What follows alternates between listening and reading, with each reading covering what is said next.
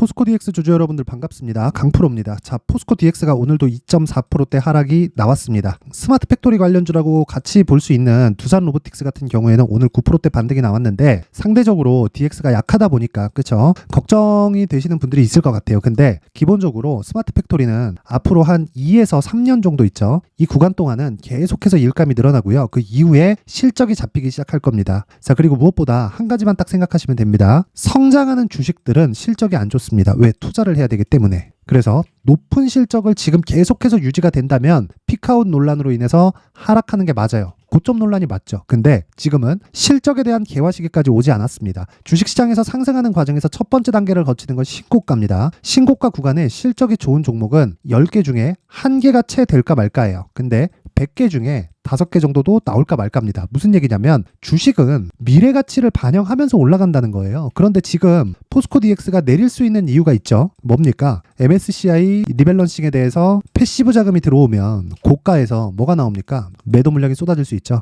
차익 매물이 나올 수 있다. 그 부분에 대한 해소 과정이 필요하다. 자, 제가 지난주에도 계속해서 이야기를 드렸었던 게 다른 내용은 상관없다. 아직 주가가 저가 대비 많이 올라온 것은 맞지만 아직은 그쵸? 비싸다고 볼 수 없다. 왜? 미래 성장성을 담보하고 있고 그런 부분을 실적 기준에서 아직 나오지 않았기 때문입니다. 오히려 지금 실적이 좋잖아요. 그러면 지금 이 구간이 꼭지일 수 있어요. 왜 그러냐면 꿈이 없어지잖아요. 꿈. 어느 정도까지 상승할 수 있다는 꿈. 그쵸? 그 꿈이 없어집니다. 자, 그러면 상대적으로 두산 로보틱스의 움직임을 한번 볼게요. 두산 로보틱스는 오늘 반등이 나왔습니다. 그리고 시가총액이 5조 7천억이에요. 포스코 DX는 얼마죠? 지금 9조 원대에서 등락을 보이고 있다가 8조 원대로 떨어졌죠. 자, 무슨 얘기냐면 스마트 팩토리 관련된 로봇 관련된 종목 중에서 포스코 DX가 대장이라는 소리고 포스코 DX의 움직임에 따라서 두산 로보틱스로 계속된 평가를 받고 있는 겁니다. 그리고 시장성에 대한 부분을 시장이 9조 원대까지 인정을 해줬다는 거예요. 그리고 밸류에이션 관련된 거 있죠. 아니 생각해보세요. 두산 로보틱스가 싸다 비싸다를 여기 이 재무제표를 보고 알 수 있나요?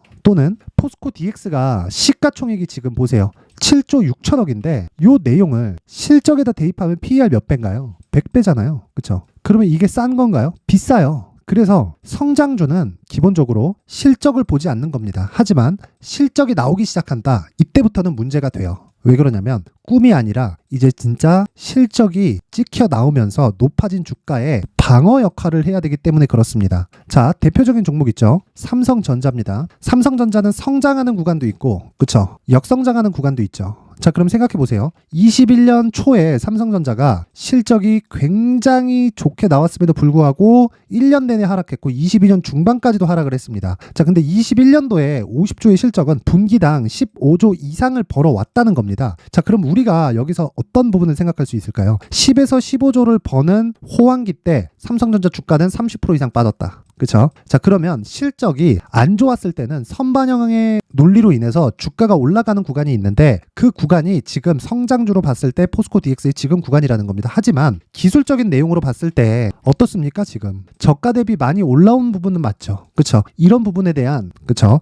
소화 과정이 필요하다. 딱 그 소화 과정을 보내고 있는 거고 상대적으로 같은 섹터를 기준해서 봤을 때 자, 두산 로보틱스의 반등은 한 가지 내용으로 이해하시면 됩니다. 아직까지 안 끝났다. 그리고 두산 로보틱스는 아직까지도 적자다. 내년에는 흑자 전환을 한다고 하죠. 대표가 상장 시점에 나와갖고 이야기를 했죠. 근데 주가 상승한 폭을 보면 내년에는 흑자 전환이 되어야 됩니다. 근데 만약에 안 되잖아요. 그게 더 좋다. 왜? 아직까지 투입될 수 있는 로봇에 대한 수요 그리고 스마트 팩토리에 대한 수요가 더 많기 때문에 그렇습니다. 자, 그리고 지금 2차 전지 관련된 그쵸? 공장은 계속해서 증설을 해야 됩니다. 이번에 에코프로 그룹에서 그쵸? 44조짜리 수주를 받아온 걸 봤죠. 이걸 연간 15만 톤 이상 정도의 양극재를 쏟아내야만 맞출 수 있는 물량입니다. 그러면 에코프로 그룹은 어떻게 돼야 될까요? 당연히 증설해야 됩니다. 그럼 포스코 그룹은 어떻게 될까요? 당연히 증설해야 돼요. 그쵸? 에코프로 그룹에서 다 감당을 하지 못하면 포스코 퓨처엠으로 내려오고 그쵸? LNF로 내려오고 코스모 그룹으로 내려오고 이런 식이 된단 말이에요. 그래서 제가 이야기를 드리는 겁니다. 증설은 나올 수밖에 없고 그 증설하는 과정에서 스마트 팩토리 관련주들은 계속된 호황기를 맞을 수밖에 없고요. 주가는 먼저 반영한다. 그래서 지금 나오는 조정이 만약에 내가 이 구간 있죠.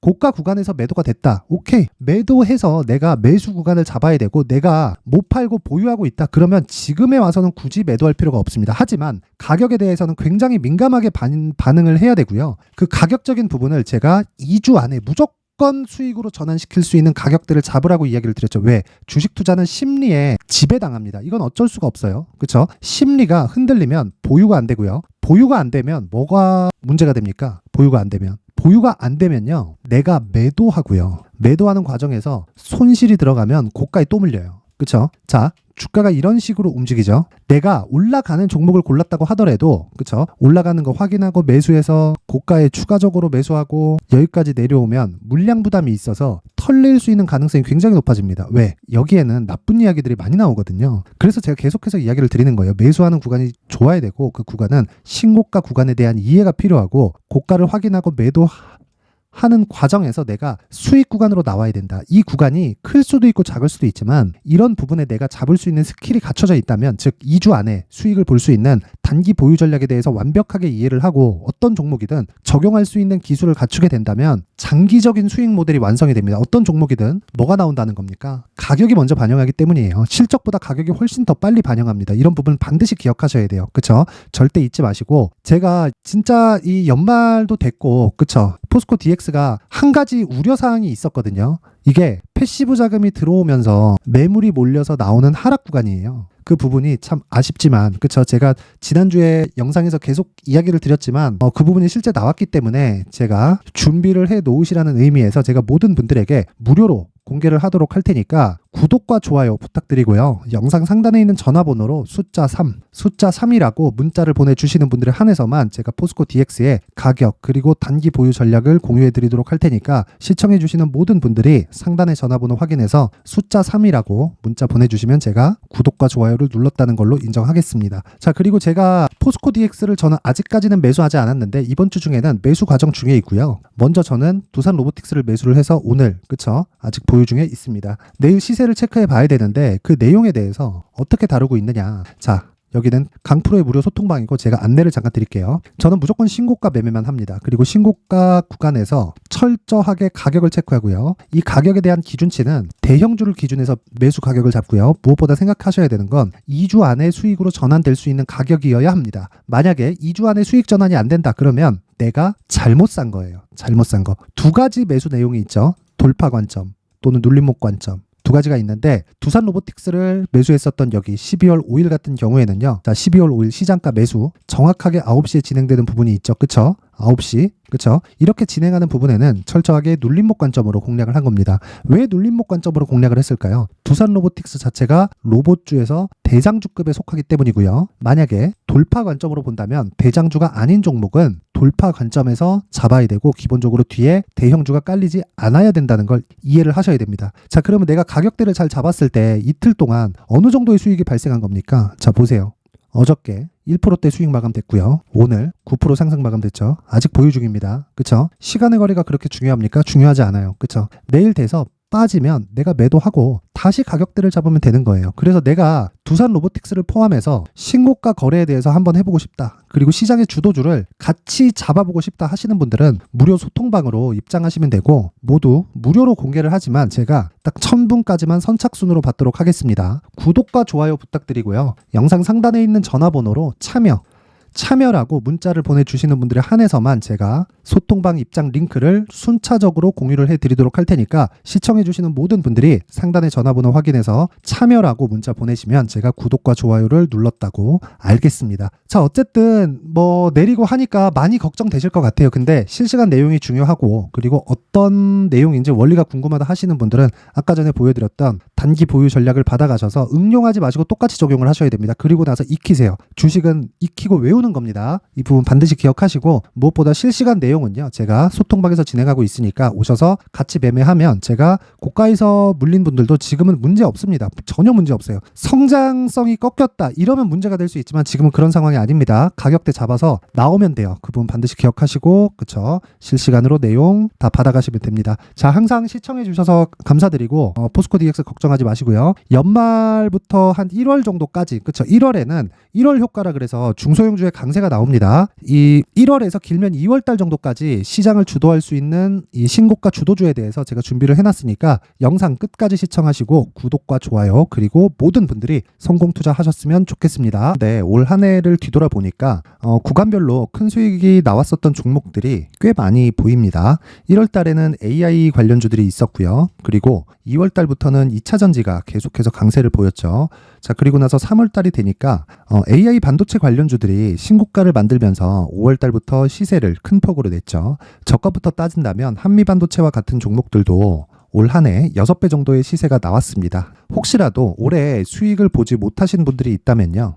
어떻게 시세가 움직이는지 반드시 익혀 놓으셔야 되고요. 만약에 그런 부분이 아직 준비가 되어 있지 않다면 어중간한 종목들 사고팔고 하지 마시고요. 딱 한 종목에 비중을 제대로 넣어서 확실하게 수익을 보는 방법이 필요합니다. 자, 그래서 제가 23년 12월 달 강프로의 대시세 종목을 준비를 해왔고요. 이 종목은 대기업을 상대로 안정적인 매출 구조를 갖추고 있는 데다가 이 규모가 40%를 넘나들고요. 호황기 때는 50%를 넘나드는 역대급인 이익 구조를 갖추고 있어서 대체 불가능한 기업이라고 보셔야 됩니다. 자, 지금 현재 주요 거래처는요. 삼성전자, 인텔, 하이닉스, TSMC, 엔비디아까지 모든 반도체 업체를 고객사로 확보하고 있는 상황이고요.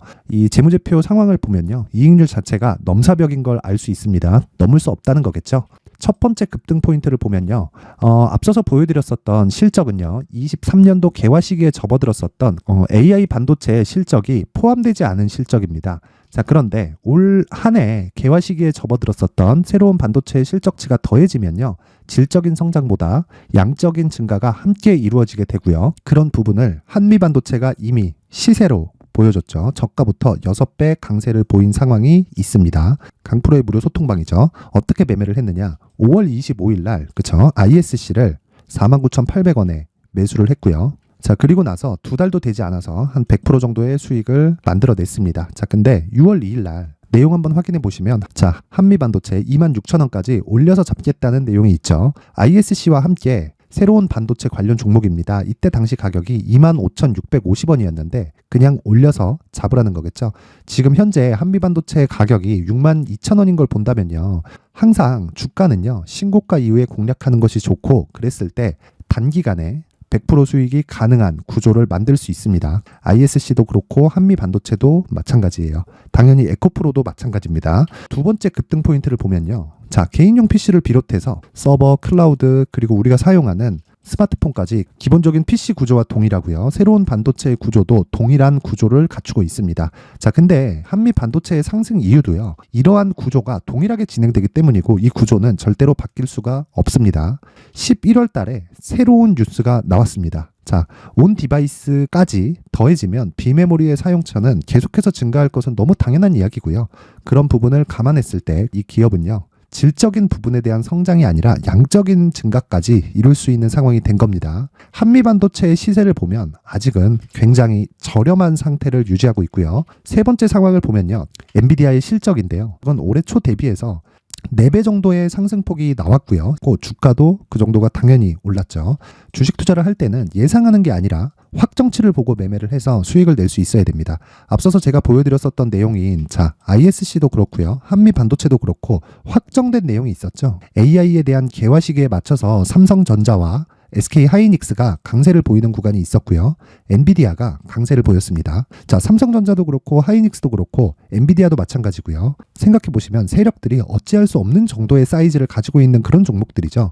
그렇기 때문에 제가 계속해서 이야기를 드리는 겁니다. 확인하는 데는 확정치가 필요하다고요. 엔비디아 실적만큼 확실한 재료가 있을까요? 엔비디아의 실적의 증가세는요. 앞으로 다가올 AI 반도체의 수요 증가가 있을 수밖에 없다는 거고 그리고 그에 맞춰서 단가는 폭증하고 있는 상황인 게 엔비디아의 실적을 보면 알 수 있고요. 그리고 삼성전자와 SK 하이닉스로 연결이 되고요. 그래서 한미반도체가 올라온 그런 상황입니다. 한미반도체만큼 추가적으로 상승할 수 있는 종목이 있다는 게 하이닉스를 포함해서 삼성전자의 시세 그리고 엔비디아의 실적을 보면 알 수 있고요. 그래서 준비한 4분기 대시세 종목 내년 초까지 강세를 보일 수 있는 종목을 준비를 해왔습니다. 어렵게 생각하지 마시고요. 기본적으로 신고가 구간에 있는 종목이기 때문에 하락에 대한 저항성은 충분히 갖춰져 있는 종목이고 이미 시세가 시작이 됐습니다. 자, 무엇보다 중요한 건 얼마에 사는 걸 텐데 제가 그런 부분까지 상세하게 준비를 해놨으니까 영상 상단에 있는 전화번호로 대시세라고 문자를 보내주시는 분들에 한해서만 무료로 공개를 하도록 하겠습니다.